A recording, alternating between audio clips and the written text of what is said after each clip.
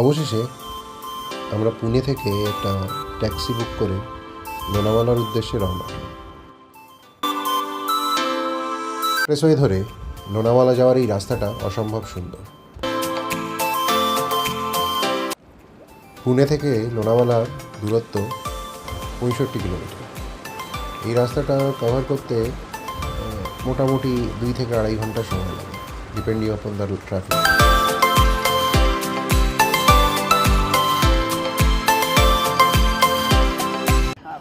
অবশেষে জিপিএস দেখানো পথে আমরা এসে পৌঁছলাম আমাদের গন্তব্য রেনবো ম্যানারে। এটি একটি ভিলা টাইপ বাংলো, যেটা আমরা বুক করেছিলাম এয়ারবিএনবি থেকে। রেনবো ম্যানারের মধ্যে এই 26 নম্বর ভিলাটি নাম হচ্ছে রয়্যাল ভিলা। এটি আমরা এয়ারবিএনবি থেকে খুবই সস্তায় বুক করতে পেরেছিলাম। Now I'm closing the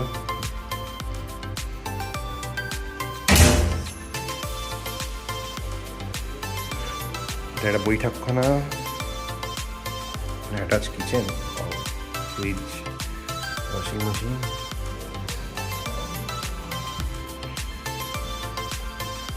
দোতলায় উঠছি।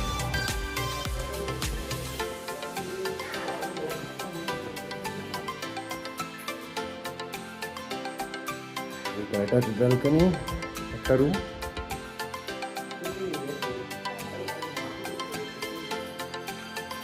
এটা একটা রুম, এখানেও একটা বাথরুম আছে, বেশি টেরেস,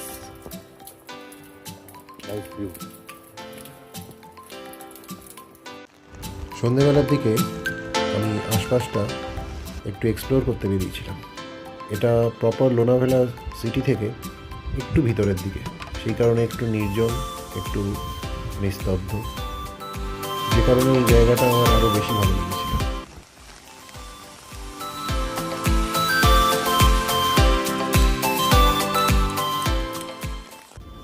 পরদিন সকালবেলা আমরা রওনা হলাম লোহাগড় ফোর্টের উদ্দেশ্যে। এটি আমাদের ভিলা থেকে অলমোস্ট 14 কিলোমিটার দূরে অবস্থিত। গাড়িতে করে লোহাগড় ফোর্ট অবধি পৌঁছতে আমাদের সময় লাগলো অলমোস্ট 40 থেকে 45 মিনিটস।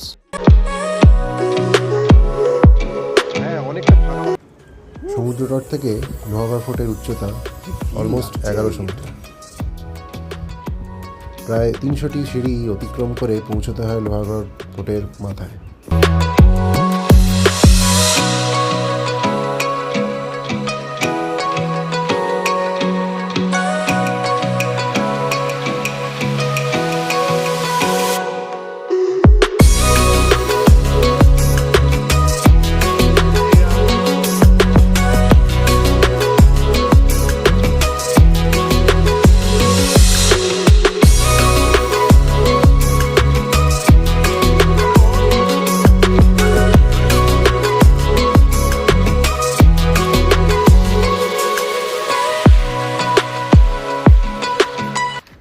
ঝিরঝিরে বৃষ্টি মাথায় নিয়ে এমন মেঘাচ্ছন্ন আবহাওয়ায় লোহাগড় ফোর্টে ওঠার অভিজ্ঞতা ছিল আমাদের কাছে খুবই অ্যাডভেঞ্চারাস। লোহাগড় ফোর্টের মেঘাচ্ছন্ন চূড়াটি আমাদেরকে একটা ঘোস্টলি ভাইব দিচ্ছিল।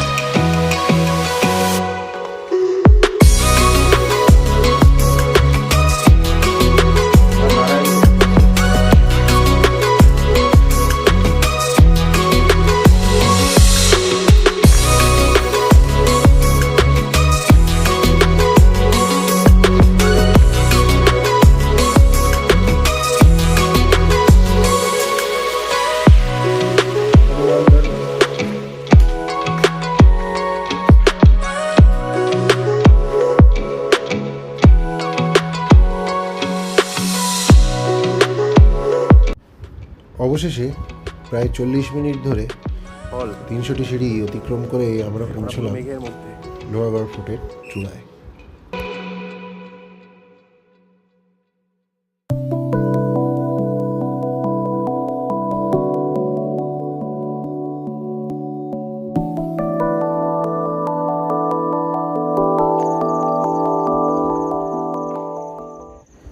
বৃষ্টির ছেটা গায়ে মেখে মেঘের মধ্যে বিচরণ করার অনুভূতি মুখে বলে প্রকাশ করতে পারব না।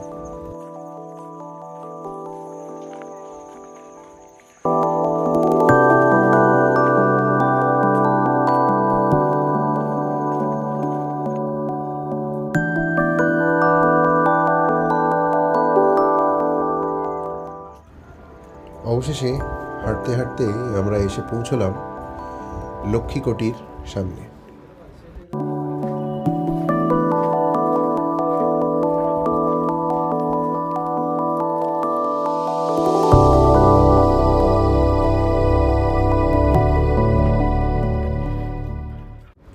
ষোলোশো 1670 খ্রিস্টাব্দে ছত্রপতি শিবাজী মোগলদের কাছ থেকে এই লোহাগড় ফোর্ট পুনরুদ্ধার করার পরে এই লক্ষ্মীকোটিতেই তার ধনসম্পদ লুকিয়ে রাখতেন।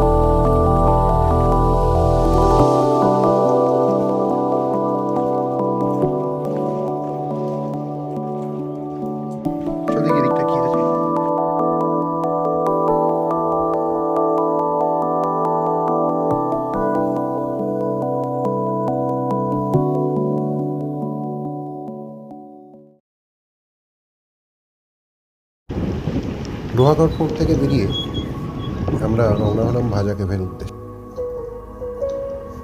75টি সিঁড়ি অতিক্রম করে অবশেষে পৌঁছলাম ভাজা কেভের এন্ট্রি গেটে।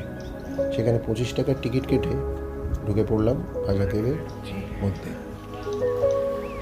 প্রায় 200 খ্রিস্টপূর্বাব্দে পাহাড় খনন করে তৈরি এই গুহাটি বৌদ্ধ স্থাপত্যকলার একটি প্রাচীনতম নিদর্শন।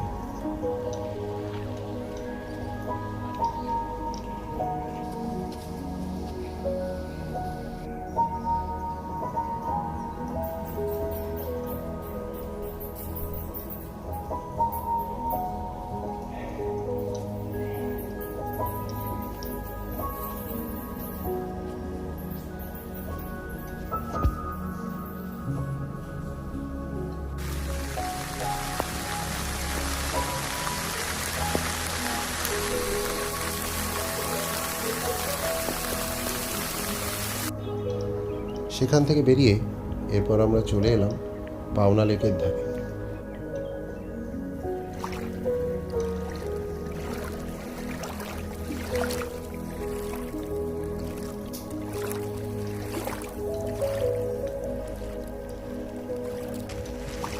কৃষ্ণা নদীর উপনদী পাওনার উপরে বাঁধ দিয়ে এই কৃত্রিম হ্রদটি তৈরি করা হয়েছিল। এমন বৃষ্টিস্নাত পরিবেশে জলের কলকল ধ্বনি আশপাশটাকে আরো মায়াবী করে তুলেছিল।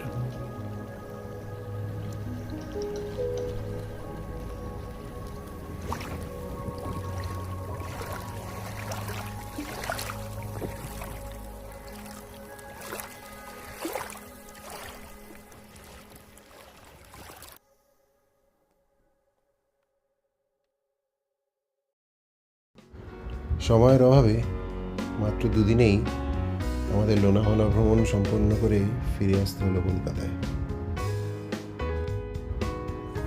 কিন্তু সঙ্গে নিয়ে গেলাম এক রাশ স্মৃতি, যা কোনোদিন ভুলব না।